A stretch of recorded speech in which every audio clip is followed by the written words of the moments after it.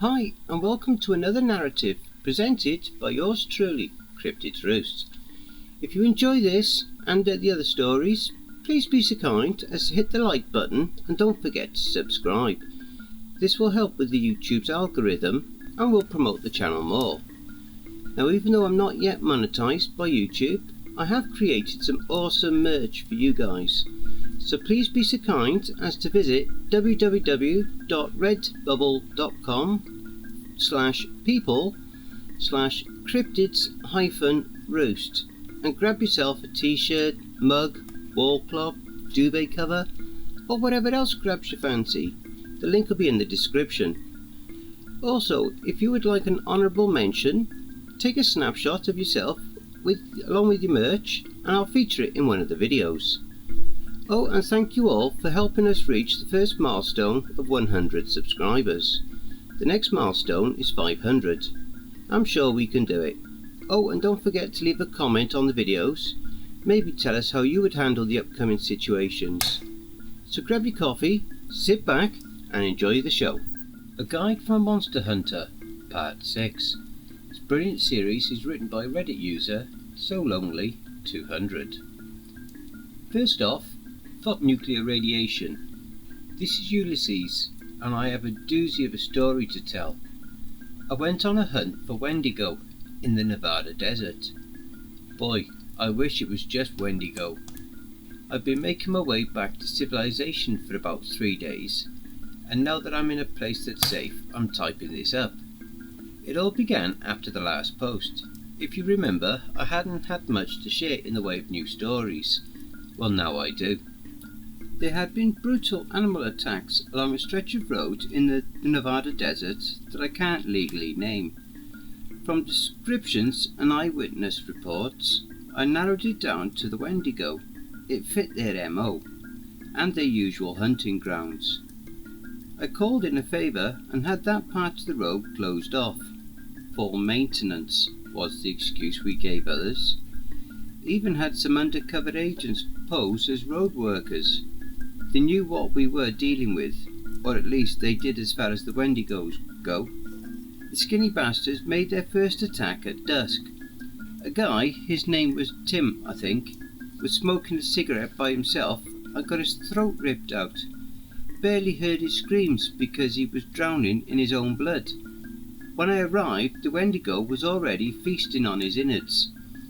Before I attacked it though, I was thrown off. This was no normal Wendigo. It was hideously deformed. Well, more than usual. It had 3 sets of antlers instead of the normal 2, and had teeth forming in its neck. Its hair was patchy, revealing tumorous skin beneath it. Not to mention, it had a third eye on its cheek. It turned and hissed at me, leaping off its lunge and stalking towards me. I noticed it walked with a limp, as one of its legs was actually shorter than the other. Drawing my gun, I put 3 bullets in its chest, right in the heart. It fell dead, and before I burned the body, I got a closer look. Its pale skin was horribly diseased. The patchy hair down its back had revealed tumours, sure, but the rest of it wasn't much better.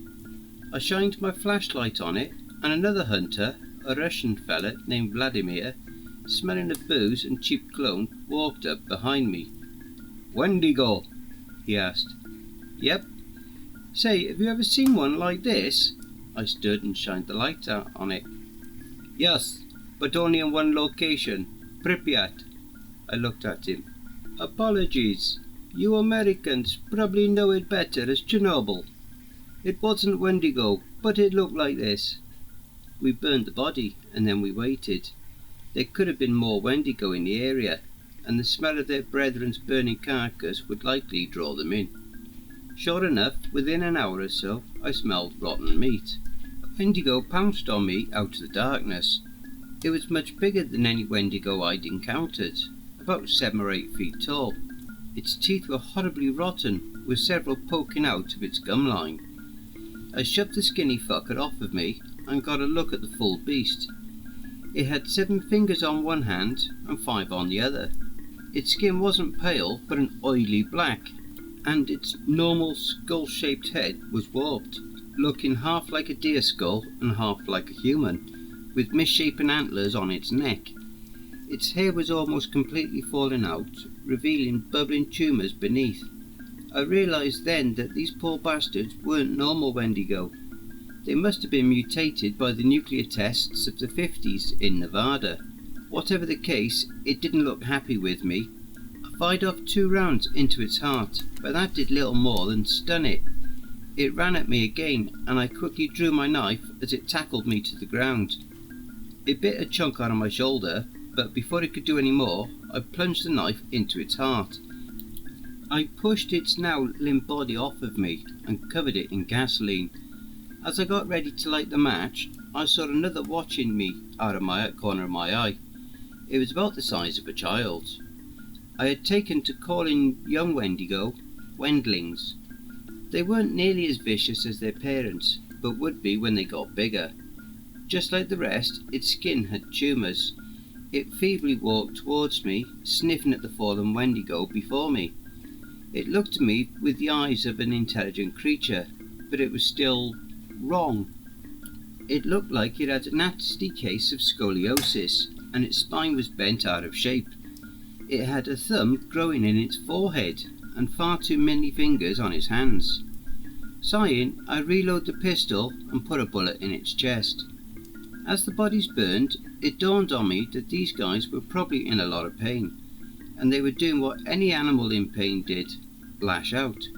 The Wendling had probably been retarded as far as Wendigos go, and no, I'm not using that in an insulting way. There was no way its brain was fully developed. Radiation had clearly mutated these poor bastards. Insert some shit about man being the real monsters here. I called to confirm the Wendigo sightings and was told to stay put with the rest of the crew until daybreak. I saw Vlad getting shit-faced and decided to join him. "You know, Ulysses," he drank a gulp on his vodka, "the American government may be shit, but, you know, I forgot where I was going with that." I nodded and took a swig from the bottle. I heard a sudden scream. I ran over and saw a pack of mutated vampires had descended on the camp.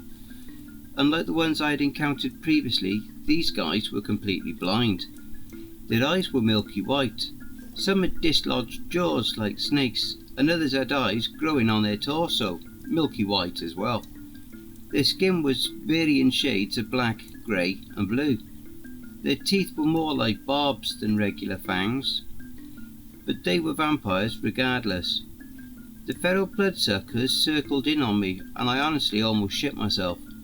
Like I saw my life flashing before my eyes.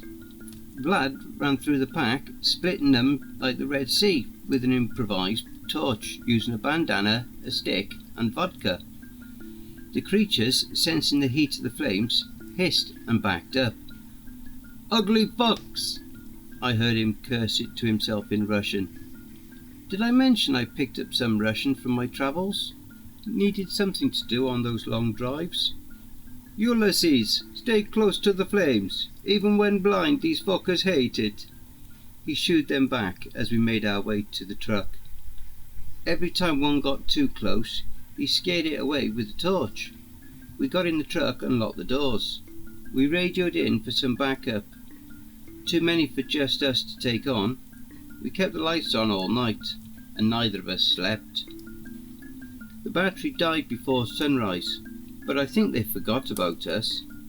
They never left the truck though. They banged on it, crawled on it, and when the sun came up, they scattered.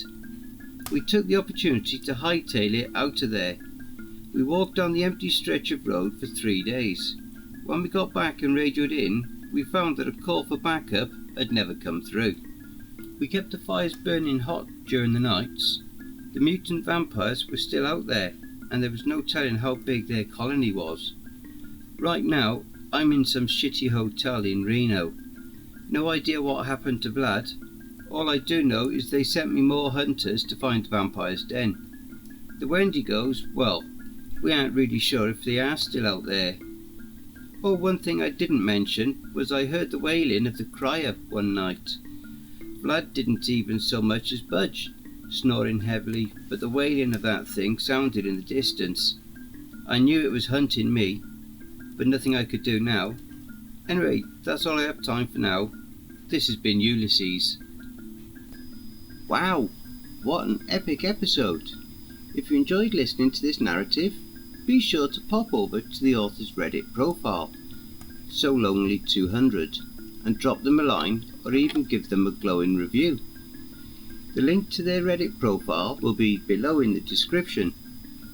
Thank you for listening, and if you enjoyed my narration, then please feel free to like and share the video, leave a comment below, maybe tell us how you would handle these situations, and don't forget to hit the subscribe button and tap the notification bell and then select all. That way you'll receive all notifications each time I upload a new video. Even though I am not yet monetized by YouTube, I have created some awesome merch for you guys. So please be so kind as to visit www.redbubble.com/people/cryptids-roost and grab yourself a t-shirt, mug, wall clock, or even a duvet cover, or whatever else grabs your fancy. The link is in the description. If you would like to have an honourable mention, take a snapshot of yourself with your item and I'll feature it in one of the videos. Have you had a cryptid sighting, paranormal or supernatural encounter, or even had a creepy or terrifying situation you would like to share? Or have you written a CreepyPasta story you would like me to narrate for you? You can submit your stories to cryptidsroost@gmail.com, and if you wish to remain anonymous, that's fine with me. Now, I also have a Twitter, Reddit, Discord, and a Facebook group. And if you would like to support this channel and help make it grow, my PayPal is paypal.me/Cryptids Roost. Again, that will also be below. And don't forget, where fear is, happiness is not.